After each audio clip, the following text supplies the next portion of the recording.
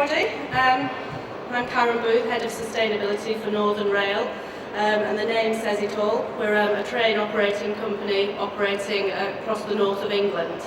I'm just going to give you a few facts and figures about Northern Rail as a business and just outline some of the challenges that we're having to face, and then go into our particular journey and the path that we've chosen to follow on our sustainability journey, because I'm sure you know that there's not one size that fits all and every business is unique. Northern was formed in 2004 when we won the franchise contract award to operate train services in the north of England. And the franchise is due to end in 2013, so it's only a limited life for a company. We have about 4,800 employees, and we operate 2,500 local and regional railway services every weekday, and that makes us actually the largest train operating company in the UK. Maybe not the sexiest like Virgin, but we are the largest. Our trains call at over 500 stations across the north of England, and of those we manage 462. And we have engineering depots dotted around the country. And we have a range of train rolling stock. About 85% of our fleet are gas oil, and the remainder are powered by overhead lines. And we have 11 different types of fleet. What I'm trying to paint a picture of here is that it's very complicated business, and the structure of the business in the rail industry offers its own challenges. In essence, we were set up as a steady state railway, which basically meant you should just run your trains. Just run your trains to this timetable we've been giving you, and that's fine. We don't want to see anything more about it. And within our franchise contract, we had no environmental commitments. The contract with you and the business and the DfT sets out what they expect you to do. So there was nothing about environmental sustainability, apart from a certain amount of liaising with the community.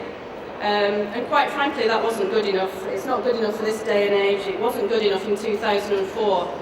And for us as a business, and importantly for our customers, we had to start doing something serious about environmental sustainability. So I've just painted a few of the challenges, and I just want to show you the map that highlights the journey that we've taken. I particularly want to highlight our key achievements, the steps we've taken, and thirdly, where we want to be at the end. So just to set it in context, in 2007, or since 2007, we've measured a year-on-year reduction in our whole life carbon footprint. That's scope 1 to 3 emissions. We were the first train operating company, and I think still the only train operating company, to measure our carbon footprint in that way. We've also seen reductions in carbon emissions from our traction, which is by far the biggest resource that we consume in terms of gas, oil and electricity for the trains. Then going along in our journey, just setting out the steps we took. When I was recruited in 2007, I was asked to develop a strategic approach, which I did. We did it in consultation with our stakeholders, both internal and external.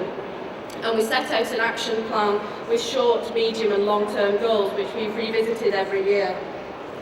One particular important thing of the plan was to try to get the rail industry, or my particular company, to understand that sustainability was much more than legal compliance and risk mitigation. Obviously, as a very operational company, that's what they put a lot of store by, risk mitigation and safety and things like that. It was important for them to realise that sustainability went much further than internal management, but out to the wider community, as we've heard said before. I was just the only person when we started this journey in 2007. So since then we've built a team. We have to make a business case every time we want a new head count. So try to be clever about it. We did some secondments, we've had a student placement, and we've built up now a team with substantive posts that have specific roles to do. It's important as well to one of the first tasks I had to do was review our position in terms of data and the projects that were underway across the business. And I found that we had 3 separate environmental management systems. Shock horror, how efficient is that? They were in the 3 engineering depots, so we harmonised them, we streamlined them, we rolled it out and made it a corporate environmental management system. And also, because we're captured by the carbon reduction commitments and we have a massive big impact in terms of energy use, we worked hard to develop an energy management system, and that's fully embedded within the environmental management system, and that was certified to BSEN 16001 this year. Again, the first train operating company to do that, and we did that in 8 months, so that's pretty fantastic. Just quickly, moving on to stations. Stations are the things that people see, obviously, as well as the train rolling stock whizzing along. And we've got a particular responsibility for refurbishment of stations. We don't build, new build, that's someone else, that's Network Rail or a third party.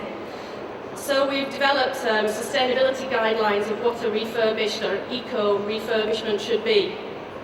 And we go out to stakeholders and ask them to lever in funding.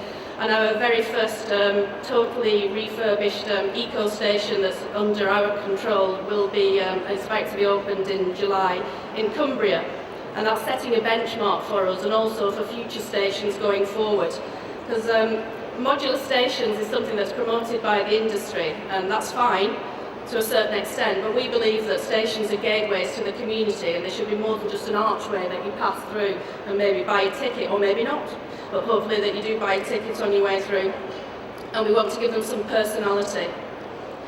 Moving on to our sort of collective responsibility, it's not just my team's responsibility to make our business more sustainable. We have a collective responsibility. We've embedded things in people's personal, in their development reviews. People have objectives. We have an active network of champions undertaking local projects on waste and energy. And we have to work quite hard to engage with a lot of our staff, because a third of them are train crew and they don't have access to the intranet or BlackBerry, so we have to go out and do a lot of face-to-face work with people to get them engaged, and we're running a campaign at the moment for World Environment Day. We've always had a strong community ethos, and it's all about we either support community rail groups and other groups along our routes, either financially, or we let some of the space in our stations to them at peppercorn rent. We work with lots of friends groups to improve the environment around the stations. But we also do lots of projects with schools, a couple of recent ones in Manchester and Bradford, working with school children, talking about waste recycling and what we're actually doing in the rail industry. We also do a lot about integrated transport. We've got a lot of cycle parking. We allow cycles to be taken on the train. And we opened the first cycle point in the UK, which is basically where you can hire bikes, you can store your bikes. There's a bike doctor there to mend them for you. So there's lots of things going on, but I suppose finally to the future, our vision at Northern Rail is all about being the train operating company that's made the most positive contribution to environmental sustainability. And we believe that we've made fantastic and measurable progress in a very short period of time, and we intend to take this success forward into the new franchise. And if for any reason we're not successful in winning the new franchise in 2013, then we'll have definitely left an excellent legacy for a new company to take on and build on into the future. So thank you.